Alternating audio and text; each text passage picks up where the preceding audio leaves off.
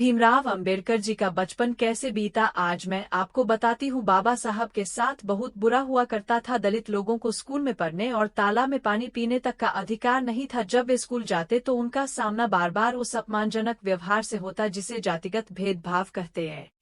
School में उन्हें अन्य सवर्ण बच्चों से अलग बैठाया जाता था। उन्हें पानी पीने का अधिकार नहीं था, और अगर उन्हें प्यास लगती थी तो कोई पंडित या उच्च जाति का चपरासी दूर से लोटे में पानी गिराकर देता था ताकि वे उस बर्तन को छू न लें। अगर चपरासी अनुपस्थित होता तो वे बिना पानी के ही प्यासे रह जाते। यह केवल पानी तक सीमित नहीं था, उन्हें कक्षा में काले बोर्ड से दूर बैठाया जाता। शिक्षक उन्हें पढ़ाने में उदासीन रहते और अन्य छात्र उन्हें तिरस्कार की दृष्टि से देखते। एक बार का प्रसंग है जब भीमराव अपने भाई के साथ स्कूल गए और मास्टर ने उन्हें बुरी तरह डांटा क्योंकि उन्होंने स्कूल की जमीन को गीला कर दिया था, जबकि असल में वह बारिश के कारण गीली थी।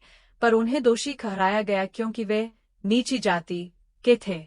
यहाँ तक कि जब भीमराव स्कूल से घर जाते तो रास्ते में दुकानों पर रुककर खाने की चीजें भी नहीं खरीद सकते थे क्योंकि दुकानदार उन्हें छूने से मना करते थे या जमीन पर दूर से सामान फेंकते थे। उनके जीवन में अपमान का यह सिलसिला इतना घना था कि वो कहीं भी सहज महसूस नहीं कर पाते थे। पंडितों द्वारा किए गए इस सामाजिक और शैक्षणिक बहिष्कार ने बालक भीमराव के मन में गहरा सवाल छोड़ दिया कि क्या ईश्वर ने कुछ लोगों को जन्म से ही नीच और अपवित्र बनाया है? क्या इंसान को इंसान मानने का अधिकार केवल ब्राह्मणों और सवर्णों का है? उनके भीतर विद्रोह पनपने लगा, लेकिन उन्होंने उसे गुस्से में नहीं बल्कि ज्ञान में परिवर्तित करने का प्रण लिया। एक बार का वाकया है जब वे किसी धार्मिक पाठशाला में जाना चाहते थे, पर पंडितों ने उन्हें भगवा वस्त्र पहनकर आने की शर्त रखी क्योंकि वे नहीं चाहते थे कि कोई अछूत वेदों को सुने या संस्कृत पढ़े।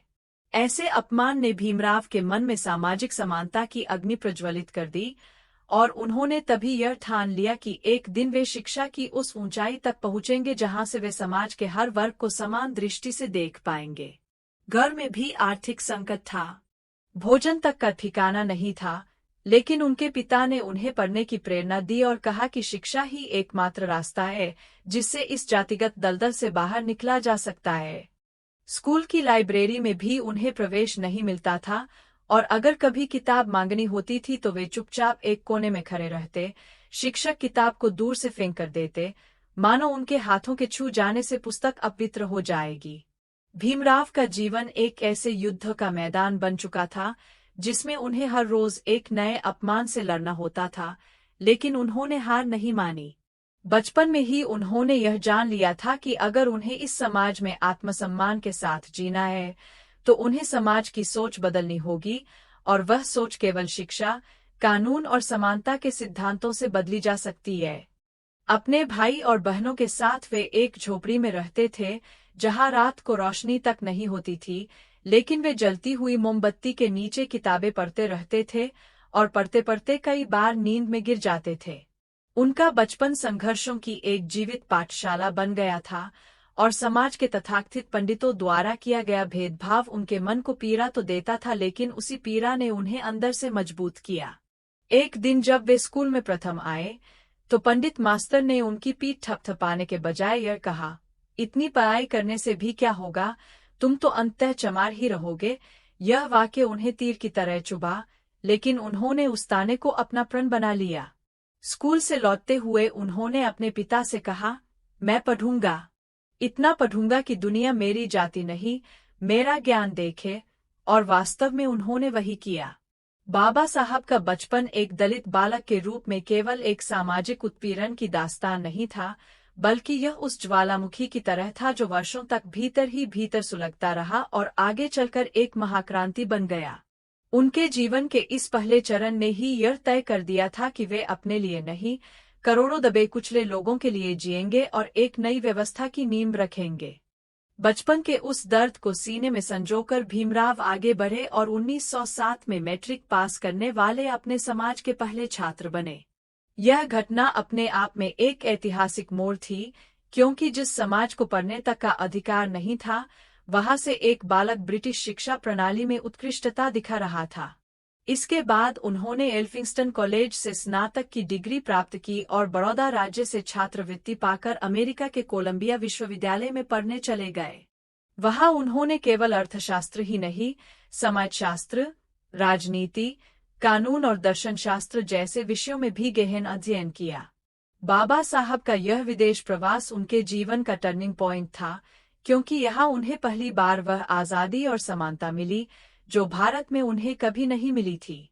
उन्होंने वहां देखा कि इंसानों में जाति के नाम पर कोई फर्क नहीं किया जाता, कोई यह नहीं पूछता कि तुम क्या खाते हो, कौन सी जाति से हो। कोलंबिया में उन्होंने कास्ट इन इंडिया नामक प्रसिद्ध शोधपत्र लिखा, जिसमें उन्होंने जाति व्यवस्था के मूल को समझाने का प्रयास किया और बताया कि कैसे ब्राह्मणों ने सामाजिक व्यवस्था को अपने अनुसार ढाला। इसके बाद वे लंदन स्कूल ऑफ इकोनॉमिक्स गए, जहां उन्होंने DAC और बैरिस्टर की पढ़ाई की, और इस दौरान उन्होंने दिन रात मेहनत कर कई बार भूखे रहकर भी पढ़ाई जारी रखी। भारत लौटने के बाद उन्होंने देखा कि स्थिति पहले से भी अधिक गंभीर हो चुकी थी। दलितों को मंदिरों में प्रवेश नहीं, कुओं से पानी नहीं, बसों ट्रेनों में जगह नहीं, यहाँ तक कि उन्हें इंसान तक नहीं समझा जाता था। बाबा साहब ने अब केवल कलम नहीं, भाषणों और आंदोलनों से भी समाज को झकझोरना शुरू किया। 1927 में उन्होंने महाट सत्याग्रह किया, जिसमें उन्होंने हजारों दलितों के साथ जाकर चवदार तालाब से पानी पिया और यह ऐलान किया कि पानी पीने का अधिकार किसी जाति विशेष का नहीं, इंसान का है। इसके बाद 1930 में उन्होंने कालाराम मंदिर प्रवेश आंदोलन किया, जहां दलितों ने पहली बार मंदिर के दरवाजे तक जाकर ब्राह्मण व्यवस्था को खुली चुनौती दी। ये घटनाएं केवल आंदोलन नहीं थीं, ये सामाजिक चेतना की वो चिंगारी थीं जिसने पूरे भारत में एक नई क्रांति का आरंभ किया। 1932 में जब गांधी जी ने पूना समझौते के तहत दलितों को अलग मतदाता बनने से रोका, तब बाबा साहब के लिए यह एक वैचारिक संघर्ष बन गया, पर उन्होंने यह समझौता किया कि दलितों को आरक्षण दिया जाएगा, जिससे उन्हें राजनीतिक प्रतिनिधित्व मिलेगा। 1947 में जब भारत स्वतंत्र हुआ, तो बाबा साहब को संविधान निर्माण समिति का अध्यक्ष नियुक्त किया गया और उन्होंने अपने संपूर्ण ज्ञान, अनुभव और पीड़ा को एकत्र कर दुनिया का सबसे बड़ा और सबसे समावेशी संविधान लिखा, जिसमें हर व्यक्ति को समानता, स्वतंत्रता, धर्म और अभिव्यक्ति का अधिकार दिया गया। उन्होंने यह सुनिश्चित किया कि भारत में अब कोई भी जाति के आधार पर अपमानित न हो और हर दलित, हर शोषित व्यक्ति अब सिर उठाकर जी सके। उन्होंने कहा, हमारा यह संविधान, जो कागज पर है, तब तक जीवित नहीं रहेगा जब तक समाज में बराबरी नहीं आएगी, लेकिन बाबा साहब की क्रांति यही नहीं रुकी। उन्होंने देखा कि हिंदू धर्म की वर्ण व्यवस्था कभी दलितों को इंसान नहीं मानेगी, इसीलिए उन्होंने 14 अक्टूबर 1956 को लाखों अनुयायियों के साथ बौद्ध धर्म अपनाया और त्रिशरण पंचशील की शपथ ली। यह केवल धर्म परिवर्तन नहीं था, यह उस मानसिक गुलामी से मुक्ति थी जिसे हजारों सालों से दलित सहते आए थे। उन्होंने कहा, मैं हिंदू धर्म में पैदा हुआ, यह मेरे हाथ में नहीं था, लेकिन मैं हिंदू नहीं मरूंगा, यह मेरे हाथ में है। बाबा साहब की मृत्यु 6 दिसंबर 1956 को हुई, लेकिन उनकी विचारधारा, उनकी चेतना और उनकी लिखी हुई पंक्तियां आज भी भारत के कोने कोने में गूंजती है। उन्होंने अपने बचपन के अपमान को शक्ति में बदला, अपने भीतर के आक्रोश को ज्ञान में रूपांतरित किया और अपने अकेलेपन को एक आंदोलन बना दिया। वे केवल एक व्यक्ति नहीं थे, वे एक युग थे, उस युग की शुरुआत जो हजारों वर्षों की गुलामी को तोड़ने आया था।